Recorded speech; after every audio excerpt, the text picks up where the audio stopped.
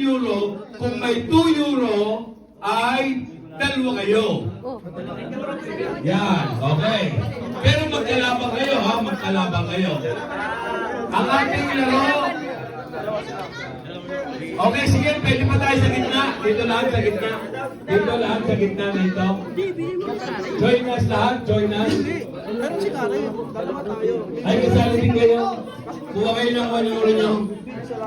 Kasi kailangan yung ating 1 euro ay involved lahat. Kung tayo ay 50 ang naririto, yung 50 pesos, 50 euro, uuwi lang yan sa isang tao. Okay.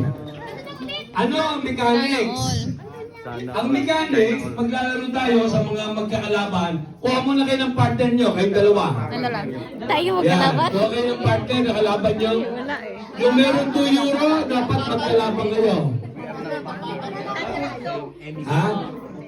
Sige, magkatapat na kayo, magkatapat yung magkalaban. Yung iba pwede dito sa gitna, okay lang.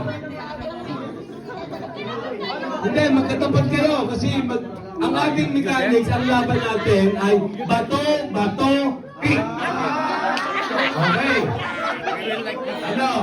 Ito lang ang gagamitin natin, ha? Oh, listen muna, baka pamali-mali kayo.